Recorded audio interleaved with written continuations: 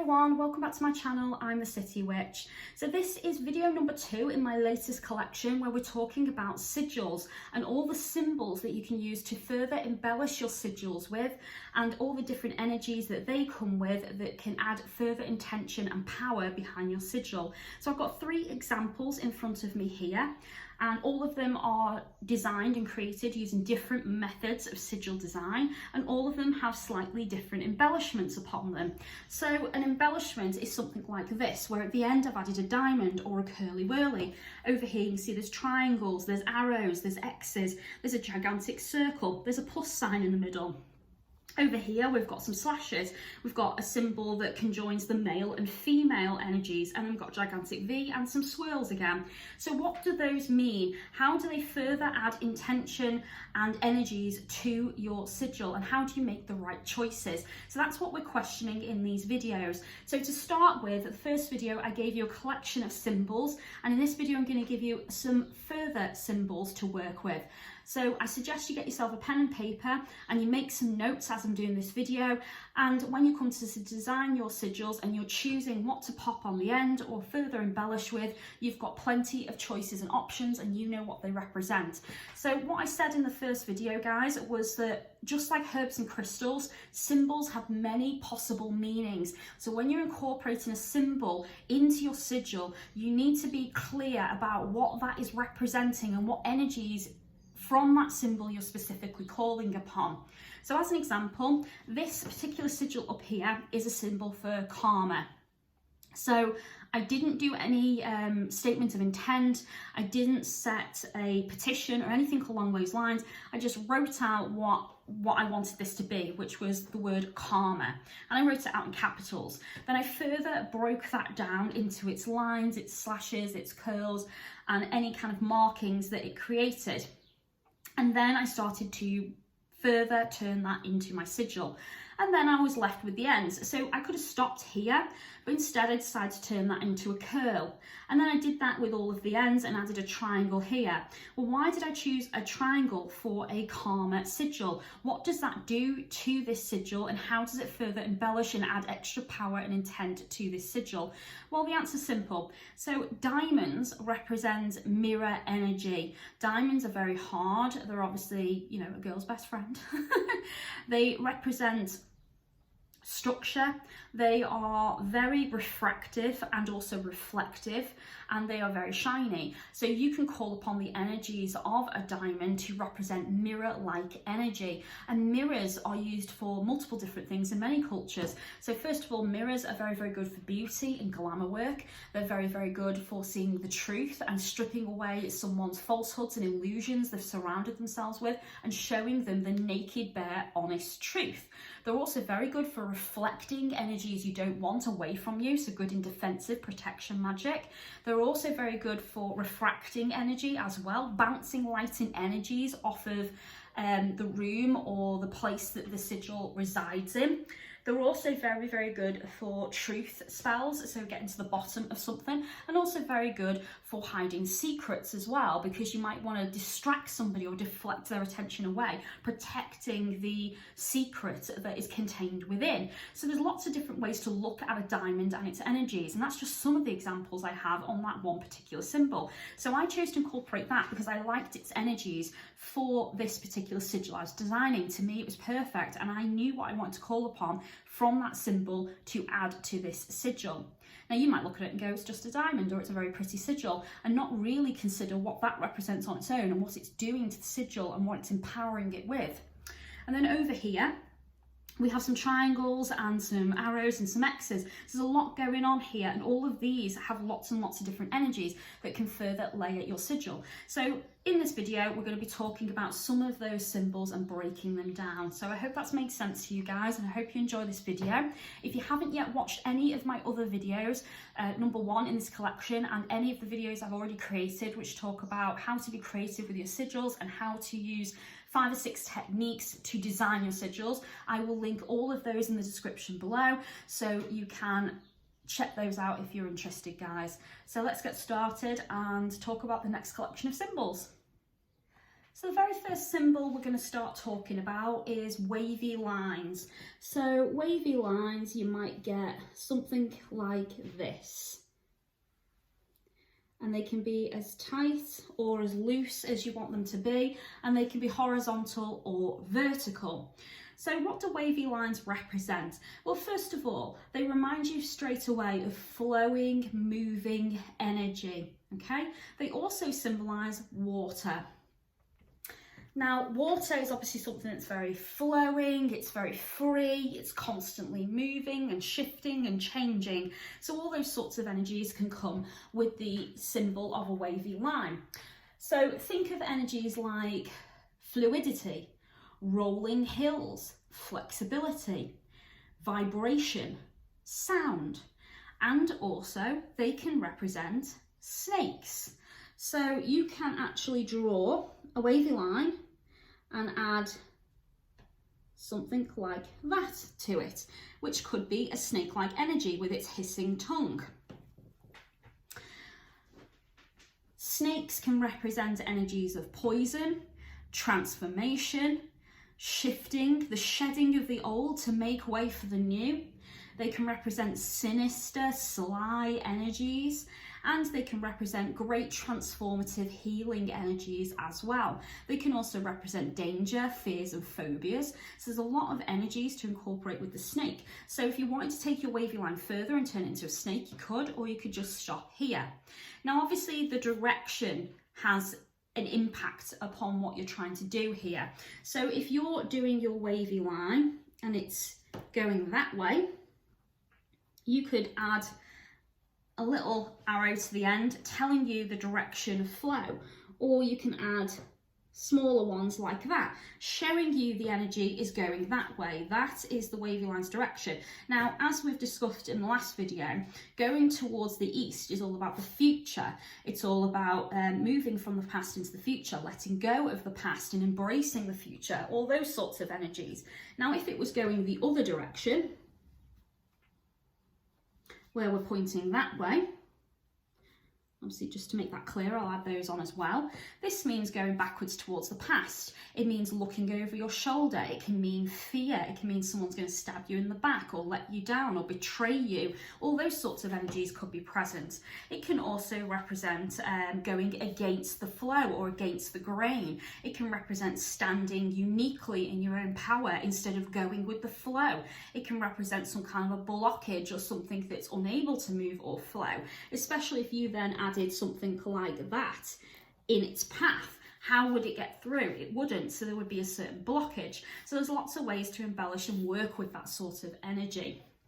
Now, when vertical, it can symbolise rays of light, divinity, serenity, and vines. So think of vines as the element of earth, so growth. They can also be signs of weaving, sewing, and webs, so think of a spider's web. But ultimately, the wavy line fundamentally represents change and transformation. So they're the master energies present with that particular symbol. Next, let's look at zigzags. So with zigzags, we get something like this. And again, it could have an arrow on the end, or on this end, depending on which direction it's flowing. So what do zigzags represent? Zigzags can represent opposition. They're quite sharp and pointy. They can represent lightning, reminding you of how lightning cracks the sky and drives down to earth, striking the earth with its power.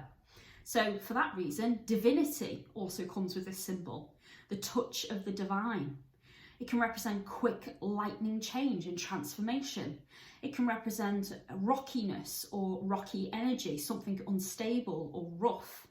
It can represent rough terrain as well. So where we were saying here that nice kind of smooth line would represent nice hills or mountains, this would represent rocky terrain, something that's rocky, rubbly, spiky, sharp, difficult to get across or through. This sort of symbol can also indicate danger and struggles ahead. It can represent that you're going to go through an uphill struggle. It can represent uncontrollable transformation or something quite sudden. Now, when I think of this kind of energy and incorporating that into a sigil, I tend to think of the Tower card from a tarot deck, because that represents transformation. It's usually quite destructive, and it usually represents something that's out of your control and something that's coming imminently. So, you know, it's usually a sign of a warning. And I always think of those energies when this symbol comes up in a sigil. Moving on, let's talk about triangles. So typical signs of triangles might look like this. Okay, so you have equal triangles, you have unequal triangles. So long ones like that as an example. Another one, it might look like teeth. And you might get something like this, where it almost forms a square, but using triangles, okay? So triangles in particular are a common symbol that help you think of pyramids and mountains. They represent a pinnacle or a sense of enlightenment, because you have to climb a mountain to get to the top, and getting to the top is a sign of accomplishment, achievement, enlightenment, and of course it's the pinnacle of something because it's reached its peak, okay, that being the peak. It can also represent wisdom. Triangles traditionally in witchcraft always represent knowledge, wisdom, communication, logic, reason and understanding. They can also represent teeth. So here, obviously these look like teeth. They can represent thorns or spikes. They can represent sharp energies and symbolise that sharp energy as well.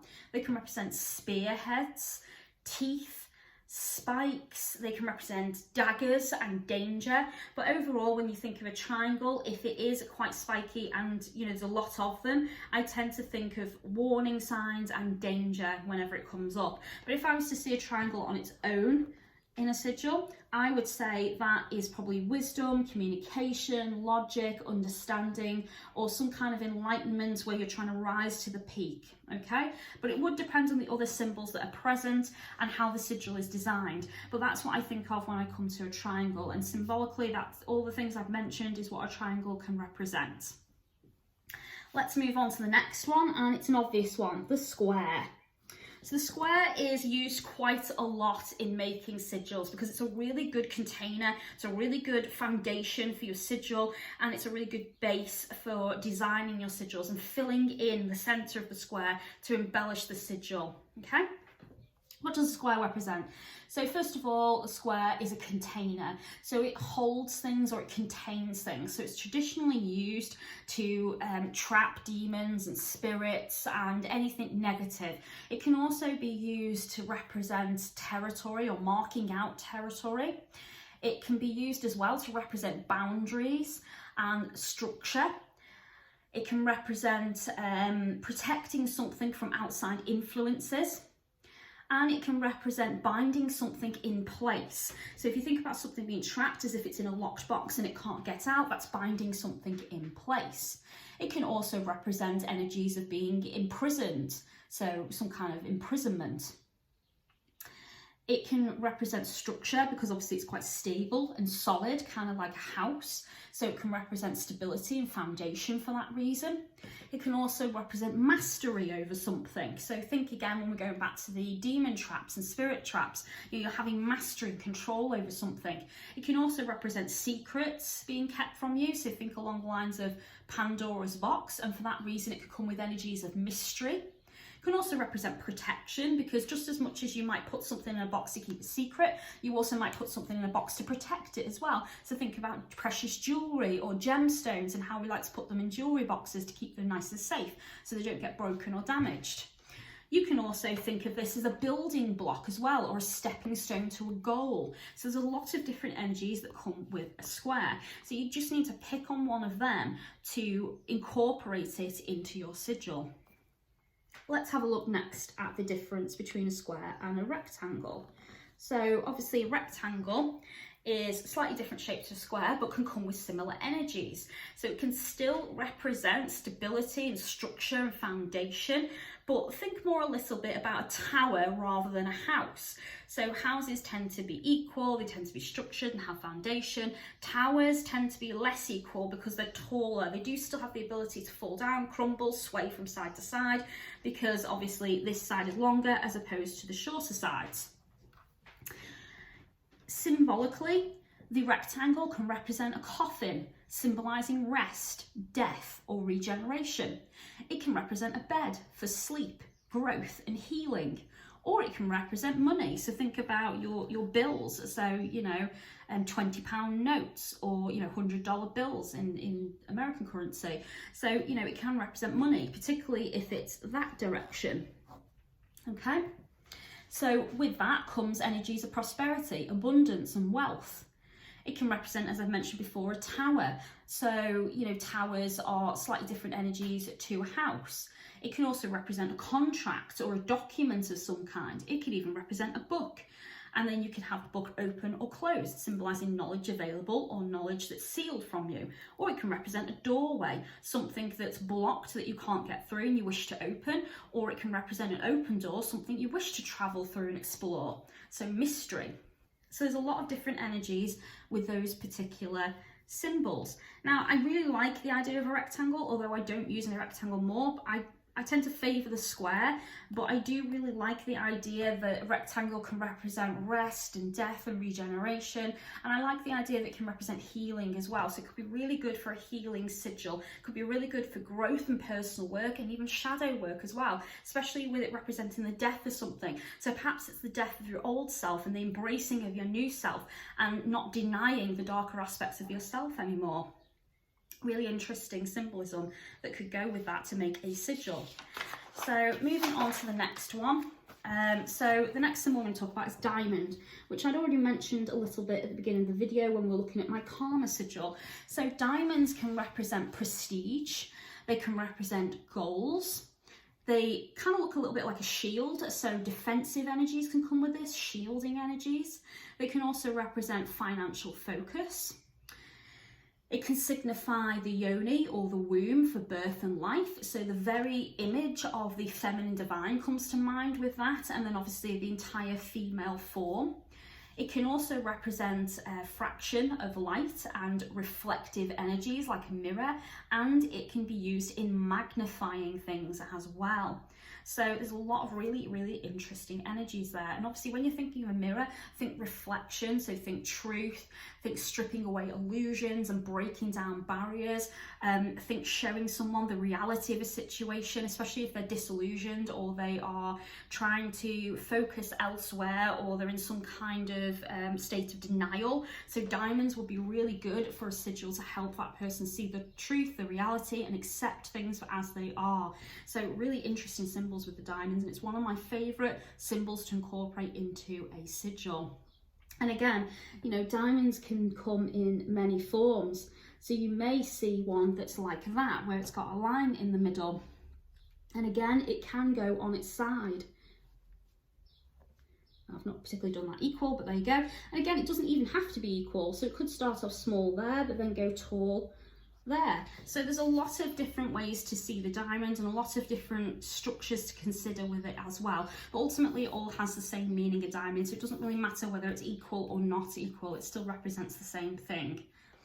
Moving on, let's talk about crescents, okay? So there's a lot to talk about with crescents, because crescents can represent energies of the moon. So just to give you some examples here. So these are some symbols of crescents that you may come across on sigils. So the crescent commonly is associated with lunar energies and the moon. So therefore it also represents the divine as well. And the divine can be male or female, so gods and goddesses. It has meanings of change and transformation depending upon the direction the crescent is facing. So if we're talking about a waxing crescent, it would look like this. So this is where it is facing the west and building to the east, where it's growing into a full moon. So this would represent increase, the building up to something. It would represent growth and youth as well, because it's at the beginning of its cycle. So therefore energies of a brand new beginning, a fresh start, a new project, and attracting something as well, pulling something into your life. If we're going to look at the waning crescent, it would be that direction where it is facing the east and it's waning towards the west. So it's shrinking from full to small. So therefore this would be energies of decrease, vanishing, banishment, departure. It also represents old age because it's at the end of its cycle rather than at the beginning, and obviously endings and death. If you have a crescent where it's facing up like that, this is something that can gather positive energy. So think about a horseshoe and how usually you would have that facing up. It's the same with the samurai sword as well. The idea is that it gathers and collects the luck. So you wouldn't have it upside down because the luck falls out of it. So for that reason, that is a symbol of luck. It's also a symbol that collects positive energies. It can also represent horns or a crown, and it can represent antlers as well in spirituality. Now, if it goes the other way and it's facing down, that would represent draining of energy, so psychic vampirism, something being taken from you or you've been sucked dry from others. It would represent energies of overreaching or stretching yourself too thin. It represents energies of being guarded, of wasting away, rejection, and even loss as well. So there's some of the energies with crescent moons. And again, you can think about the moon cycles if you want, and you can think about all the different ways that a crescent can look and be conjoined. So you could easily, you know, start off with that, but end up with that. And again, you can join them back to back as well, so they're a bit more like that. And they can go on their sides as well. Oops, not drawing these very well, but you get the idea. Obviously, you would be more specific when you do this in your sigils. But again, these would have multiple different meanings and purposes, and it could represent that even as your energy is flowing out, you're recollecting it in, thus rejuvenating yourself. And then part of your sigil could be different there as well, represent some kind of gathering or collaboration of energies or rescuing energy and allowing your chakras to perhaps re-energize and recharge. So lots of ways to think about some of these symbols that I'm showing you. And then the very last one we're going to talk about today is spirals. So with a spiral, we have this and this. So with the spiral going out, it would be that. And with the spiral going in, it would be that. Okay, and again, you're thinking about docile and Widdershins energy. So docile is where you're drawing energies in, and Widdershins is where you're pushing energy out. So clockwise and anti-clockwise energies. So spirals can represent shapes of growth and life. They also connect to our DNA with the helix symbol in our DNA. They can remind us of galaxies, of hurricanes, shells, you know, so tortoise shells and slugs and snails, you know, those sorts of energies. I don't know why I say slug then. I meant snails. So snails with their energies and how it spirals in towards the centre. So those sorts of energies. So it's present in nature, this symbol as well. And also it can remind us of a maze. So a maze is something where, you know, no matter which direction you go, you will always end up in the centre, and it doesn't have any turns or twists. You just keep going until you end up in the centre, and then you have to come all the way back out, retracing your steps to get out of the maze. That's the idea. So mazes make you transform and go to the centre. Symbolically speaking, these symbols of spirals can represent inspiration, journey, travel, moving towards a goal. They can represent destiny and fate.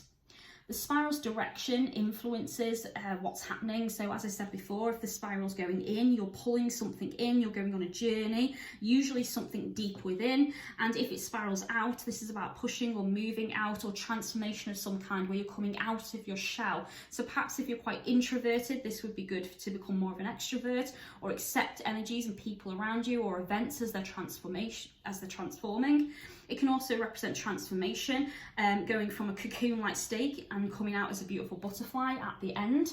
So transformation is present in that. And overall, I would say these are really, really good energies for bringing energy in or bringing energy out. Now, obviously, spirals don't have to be exactly as they are like that. You could also have something like this. You know, something where there's a lot of different spirals. And again, you know, even though I've drawn them in, you know, depending on how you draw your arrows, would depend on whether the energy is going in or out. So perhaps over here the energy is coming in, but over here it's going out. So perhaps the center of the sigil here is something you want to remove. So you're pushing out these energies, but then perhaps you're pushing positive energies in as you're taking out the negative. So it could be really good for rebalancing your chakras, bringing in positivity, cleansing yourself, or getting rid of stagnant energy. Could be also really good for moving energy around the body or a room or a space, because it's become trapped and it's just become stuck in those corners. So therefore you want to get it active and excited again. So there's lots of ways to look at spirals. So I hope you've enjoyed today's video, guys. That concludes all of the different symbols I'm discussing with you today. And there will be a third and most likely a fourth video coming out where we discuss even more symbols that you can incorporate into your sigils. So thank you very much for watching, guys. If you've enjoyed this, please give me a thumbs up. Click the bell button so YouTube will tell you when my next video comes out. If you'd like to support any of my other pages and my businesses, you can do that through Instagram, Twitter, Facebook, and of course Patreon. And if you do decide to support me on Patreon, thank you very much, guys. I do appreciate each and every one of you. And if you like what you've seen on this video, please leave me a comment, and if you have any questions, I will be happy to answer and help you. So thanks very much, and I'll see you soon, guys. Take care of yourselves. Blessed be.